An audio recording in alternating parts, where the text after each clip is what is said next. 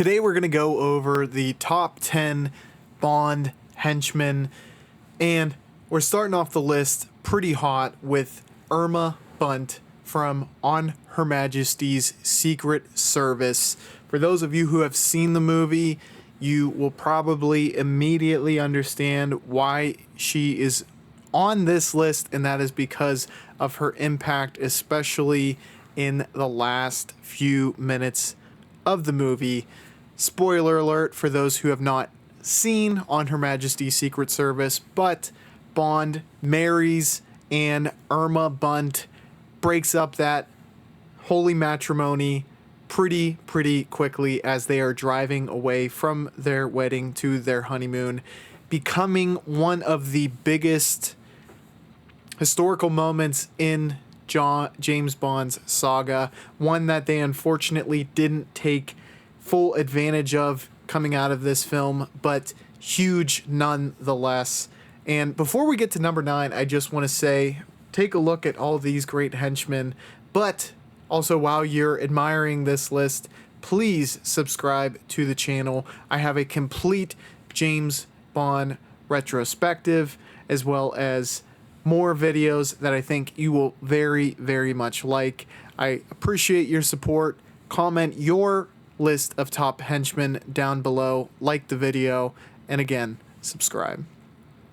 Coming in at number 9, we have Fatima Blush from Never Say Never Again. Now, I've come to realize a lot of people like Thunderball more than Never Say Never Again. I, on the other hand, at least after first watch, appreciate Never Say Never Again more than Thunderball.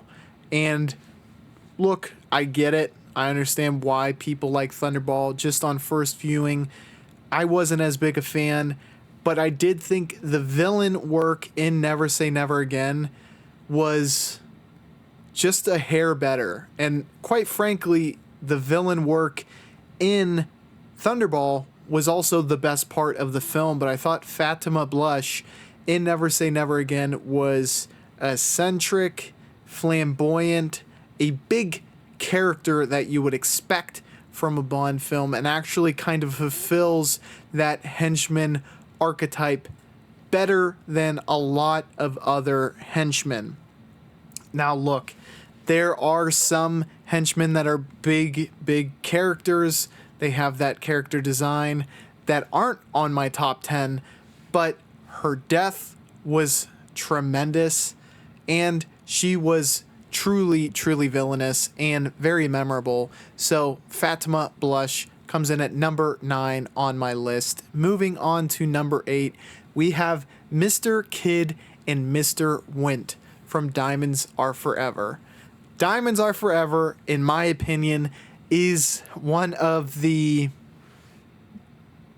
biggest disappointments of the Bond series. It has Sean Connery in what they thought would be his last James Bond performance. Obviously, Never Say Never Again happened, but a lot did not come off super great with this film. But one shining positive was Mr. Kidd and Mr. Wint, because again, they were truly just evil. They were truly menacing as well, and interesting from the fact that they were perhaps the first gay characters that you could hint towards in the Bond series. Now, don't get me wrong, that alone doesn't make them interesting, but the ways that they went about with the method of killing people, and just it made them a very interesting combo. And the way that they went at the end was interesting as well, but how villainous they were throughout, and they seemed to take enjoyment out of killing people and came up with some pretty new and inventive methods. That is why they are number 8 on my list. And moving on to number 7, we have Zenia on a top from GoldenEye. And she is, quite frankly, probably one of the highlights of Pierce Brosnan's run as James Bond. She was following the archetype of many other kind of femme fatales that we've seen through the James Bond run. So there's nothing new as far as her using her sex appeal to try and lure James Bond in and then obviously, kill him. But she was much more aggressive about it, and that's kind of the big distinguishing factor with her, is that she had this aggressive type of behavior that you normally don't see from the femme fatale. They kind of feign weakness and then show where their true strength lies, whereas Zenia was more outwardly aggressive, and the cat and mouse game wasn't quite there. She was just using her pure sexual magnetism to attract Bond into a situation that he could not say no, and then would squeeze the life out of people with her legs, making her again more unique in that aspect. Zenia was really well done and definitely a unique and memorable Bond henchman. Moving on to number 6, we have Dario, License to Kill. I will say Timothy Dalton's definitely had an edge. That's something I've said repeatedly about him, and Dario helps establish that edge because he seems very much in place being a drug lord type henchman, very menacing just from his looks without being comically menacing. Just seems very much like someone you would expect to be like a cartel henchman or heavy. He has this kind of darkness in his face that makes him seem like someone you don't want to mess with, and he establishes that throughout License to Kill. Not to mention one of the most memorable death scenes of the entire Bond series. And on top of that, I mean, none of that could be possible without it being played by the tremendous Benicio del Toro. So all that together makes for a very, very memorable henchman. Coming in at number 5, we have Mr. Hinx. I'm a big Dave Bautista fan, and I thought his character, while it could have been pushed even further in the movie Spectre, was introduced with a bang. It was such a cool, kind of unique idea with the kind of steel-tipped thumbs, and he would press into people's skull to kill them, and made for a very impactful henchman. You could make a really good argument that because of his lack of involvement in the film, that so-and-so should be above him, but I thought he made every scene he was in just that more impactful, while having the, very unique characteristics that separated him from the pack. I liked this character. I thought his death was pretty cool too. Not quite at the level of Dario or a Fatima Blush, but still nonetheless was impactful. Getting on to number 4, we have Red Grant from Russia with Love, played by the great Robert Shaw, whose eyes were as dark as a doll's eyes in this film. And if you watch my retrospective, I have the villain ranked relatively low for From Russia with Love, despite the fact that I have the movie ranked quite highly. But kind of the reason of that is that you have a henchman almost filling the role of a villain.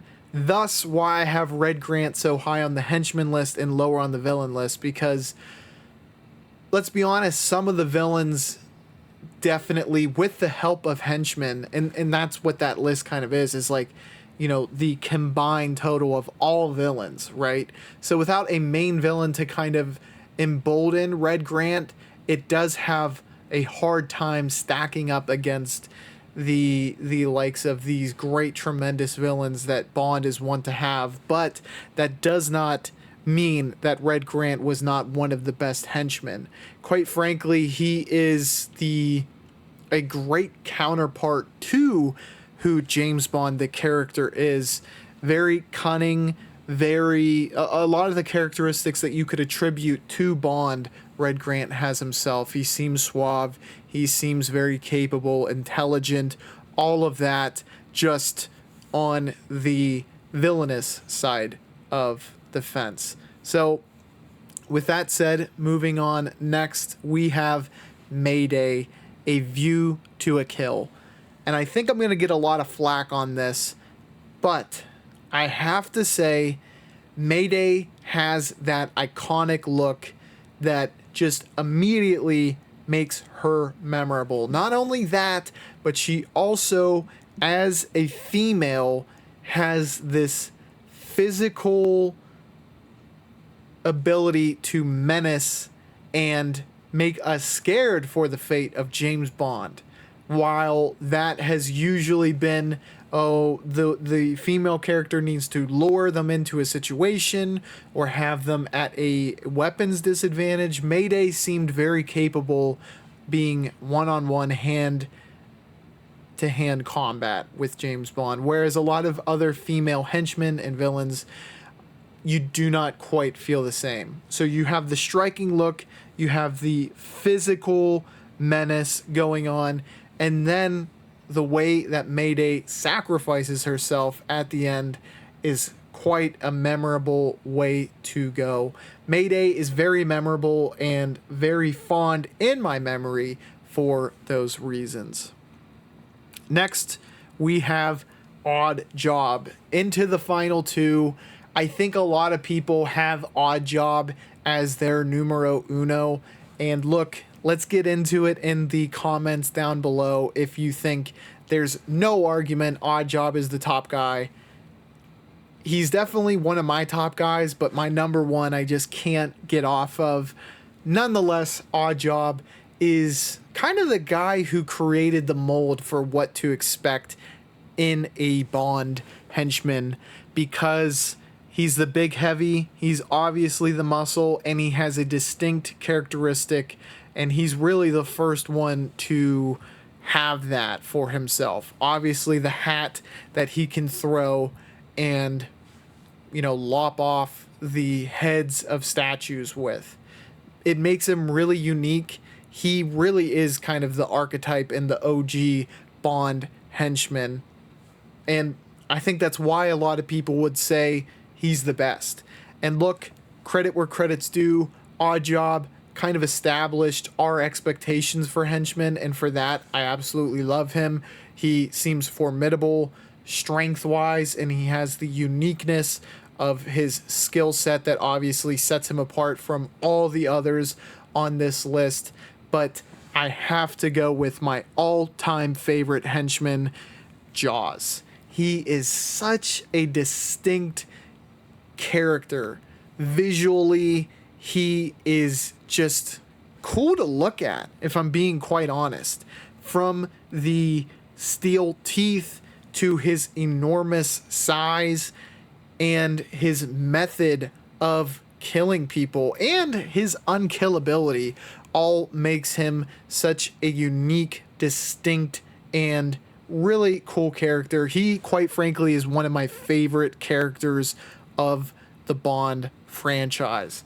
I absolutely love Jaws, and I want to hear down below, is Jaws your favorite? Oddball? Someone else? Someone I didn't cover on the list who should have been on the list?